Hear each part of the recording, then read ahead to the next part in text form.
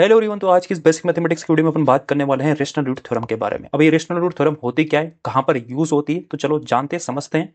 तो यार आपने इस टाइप के क्वेश्चन बहुत ही बार देखे होंगे जहां पर अपने पास किसी भी पॉलिनोमियल के आपको रेशनल रूट फाइंड करने होते हैं, इंटीजर रूट्स फाइंड करने होते हैं और उसकी डिग्री बहुत ही बड़ी होती है। तो इस टाइप के क्वेश्चन में रेशनल रूट थ्योरम का यूज होता है। तो इसके पहले तो 3 पॉइंट है कि पहली बात का आपके पास इक्वेशन शुड बी पॉलिनोमियल होना चाहिए, उसके सारे कोएफिशिएंट शुड बी इंटीजर होना चाहिए, and the third point is that कि उसके जो coefficient should not have a common factor.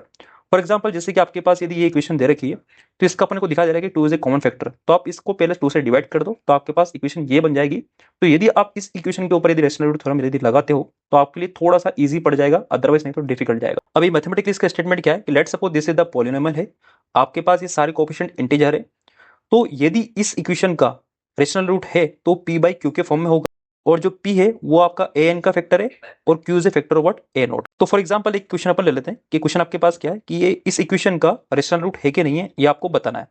तो सबसे पहले बताओ कि what is the factor of one, what is the one is this constant term, what is this one, one is this constant term. तो इसके अपने पास दो केसेस आएंगे, वन और -1। आपको ध्यान रखना है, आपको नेगेटिव और पॉजिटिव दोनों में ही कंसिडर करना है। और टू, इस टू के फैक्टर क्या आ रहा है मेरे पास, वन, -1, 2 और -2।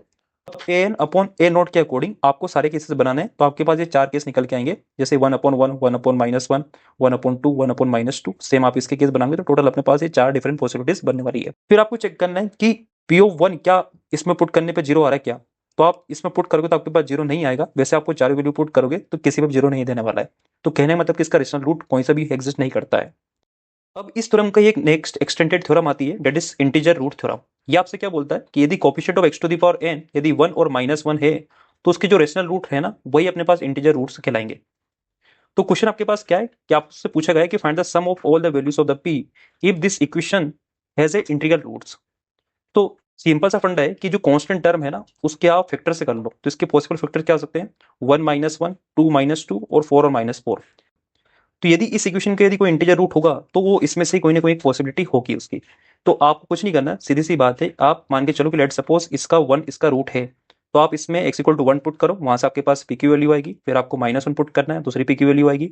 ऐसे सारे नंबर पुट करके देखो, जितनी भी p की वैल्यूज आती है सबको आपको ऐड करके आंसर बताना है।